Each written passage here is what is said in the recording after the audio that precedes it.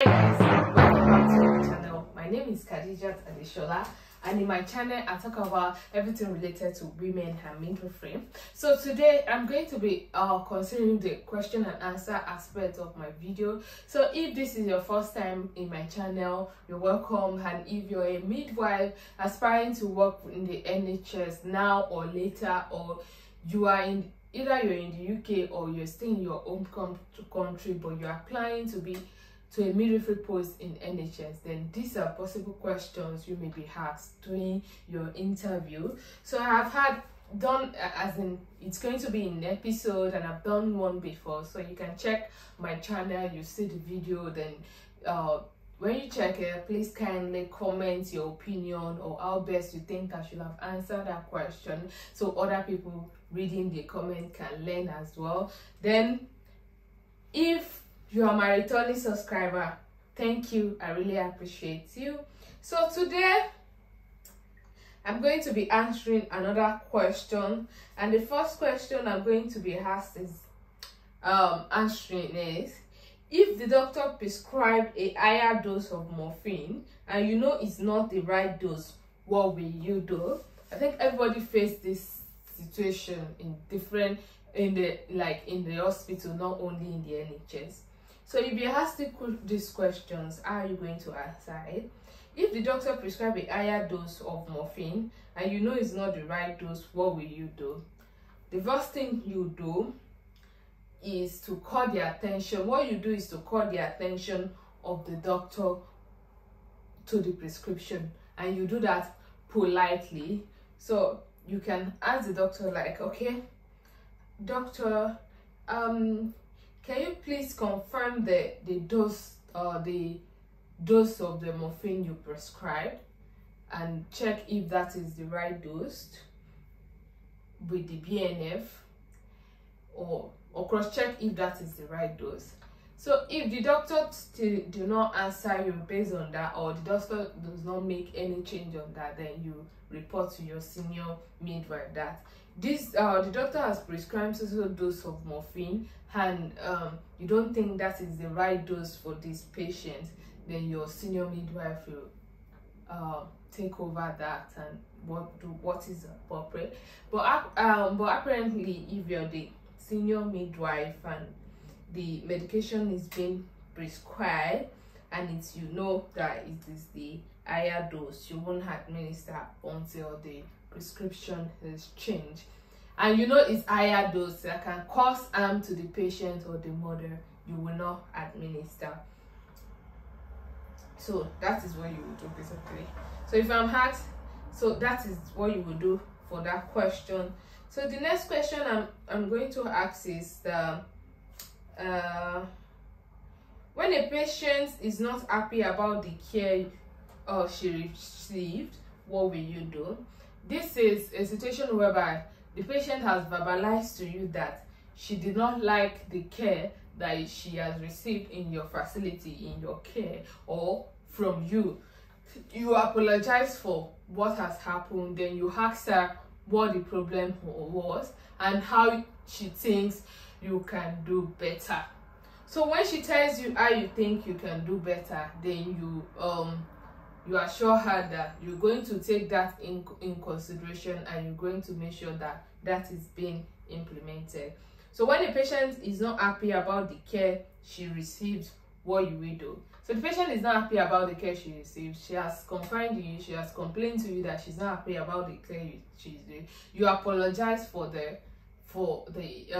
not meeting her expectation, and you ask, well, how bad did she think you should have done, or they should have done in that regard? And when she says you appreciate her, then you tell her that will be taken into consideration. Then the next question I'm going to answer is, you just finished conducting a delivery and the woman started bleeding profusely. So this is a case of postpartum hemorrhage. So what you will do is that you assess the woman. The woman started bleeding profusely, so you assess the woman at that point, and you assess the quantity of blood that she has lost to quantify if she's actually hemorrhaging, and if she's bleeding over 500 or 1000 mils of blood, that's like hemorrhage. So once it goes to 1.5 and above, that's postpartum hemorrhage. Then you like call for help, additional help, by pulling the emergency buzzer. Then when the help has arrived, then you tell them to ring the hospital emergency number depending on where you are working. So just say, because the hospital emergency number code is not the same in all NHS stores, so what you just say is that you call for additional help. When the help arrives, you tell them that you need an obstetrician that you tell them what the problem is. That's the situation. It's a case of postpartum hemorrhage. The background is she has just delivered and she's bleeding profusely. You don't know, based on the question, you don't know anything about the patient aside that. Then the assessment is postpartum hemorrhage. Recommendation is that you need additional help. You need an obstetrician, you need anesthetic, you need social worker, you need scribe, and you need additional midwife. So when the help arrives, you ask them to put cannulas on the hand. I think I'm fast. I'm doing this fast. Let me slow down. So let me read the question again, because I feel I just say this so fast. You just finished conducting a delivery and the woman started bleeding profusely. So what you do is that this is a case of postpartum hemorrhage. No, you will assess the quantity of blood. Then when it is confirmed that it's postpartum hemorrhage, you call for additional help. When your help arrives, you tell them that you tell them you need an obstetrician, anesthetic, additional midwife, social worker, the porter. So when they come, you tell them that this is a case of situation. She has just delivered and she's having like a kind of, she just had a delivery and she's bleeding. The background is that she just delivered, and the situation is she's bleeding. Background, she just delivered. Assessment, she's having postpartum hemorrhage. Recommendation, you will need someone to monitor the blood pressure, the vital signs, give cannulas on both hands with large needles. Then you continue rubbing the uterus for contractions. Then you administer oxytocin if there's no contractions. Then you give any solutions. Basically, that is it. But you can, any solution you see, anything that is plain, that is water, you can give crystalline solution, that's normal saline. When you put it up, you can put, depending, you reassess again. If she's still bleeding, you give 40 international units of oxytocin inside the infusion. Then you give oxytocin, another bolus oxytocin IV as well, which is 10 milligram or whatever is happening in the trust. 10 international unit intramuscularly. If she's still bleeding, you reassess she's still bleeding and the uterus is not contracted, you give cytotec, that's misoprostol, 800 microgram intra, rectally.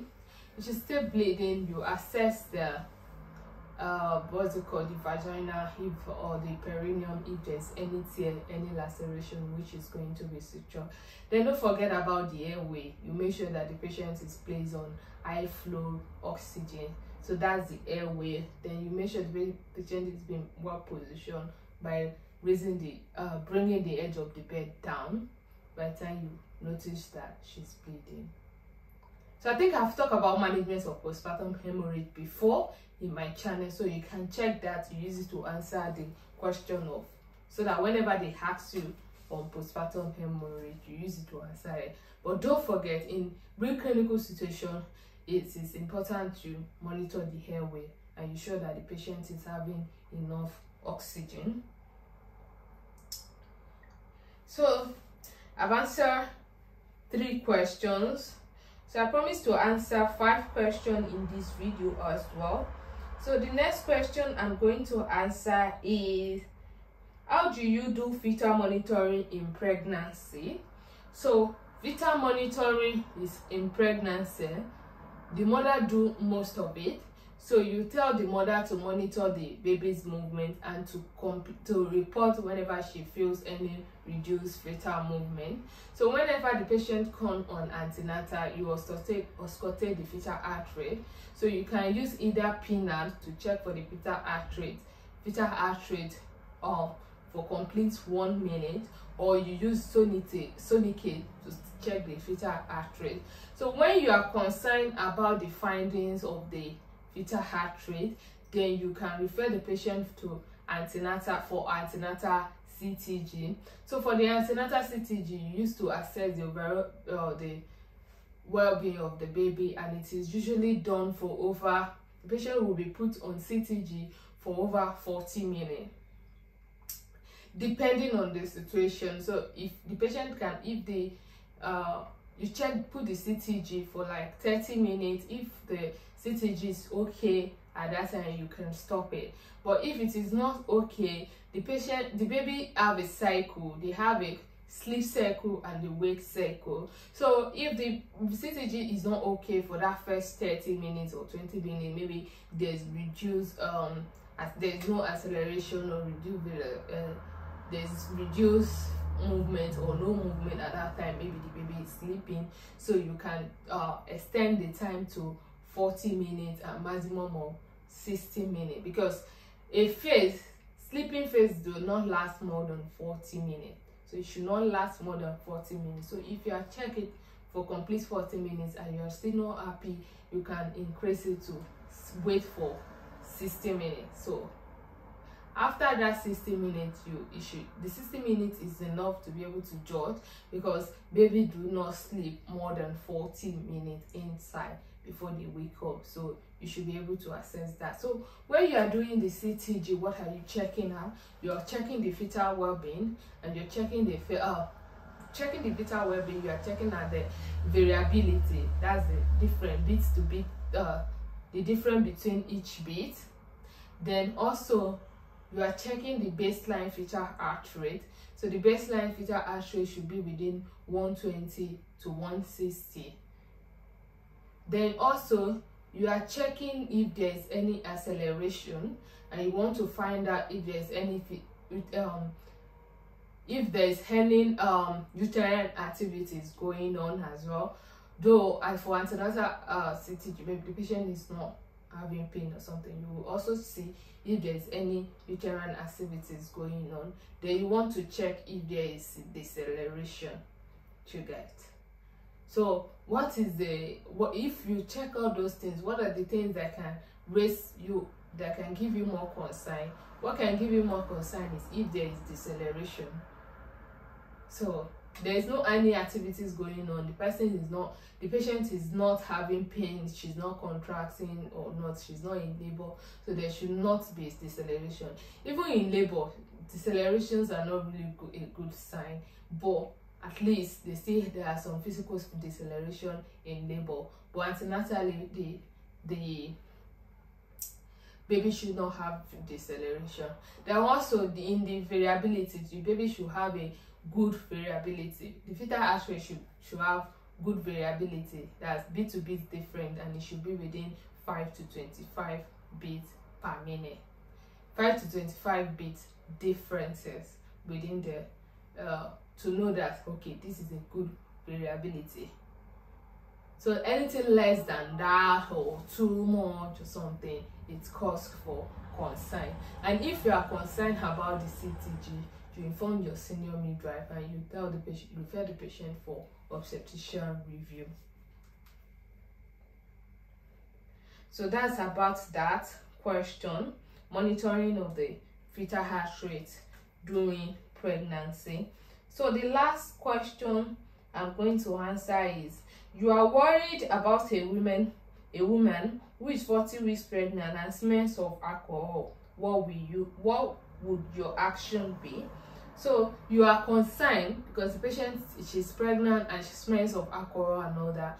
The first thing you do is you try to engage her to elicit information from her, because this it's something that causes for concern. So you can ask her if she smoke, if she takes alcohol and all that, and why she takes it, if she knows she's not too good in pregnancy and all that, then it's something that calls for concern. So you inform your senior midwife, and you inform the safeguarding team as well to take over from them, to take over her care, like to be involved in her care. So women taking alcohol in pregnancy or something is a safeguarding issue. So when you see it, you will not ignore it. You identify, you try to engage the woman to elicit information. Then after that, you inform the safeguarding. You tell her that, you tell the woman that you're going to inform the social worker or safeguarding team in her care, so they will come to attend. When you refer her to them, then they will take over her care. Regarding that, they will be involved in her care, not take over her care. They will be involved in her care. So that's the end of this section. If you think there's anything I should have added in the question, say that in the answer to this question. Say that in the comment section. If you have a question you want me to answer in this section, or if you've attended an interview and they've asked you a question that you don't really have answer to, so I'll drop my email on this post, so you can send the questions to me that I'm going to do.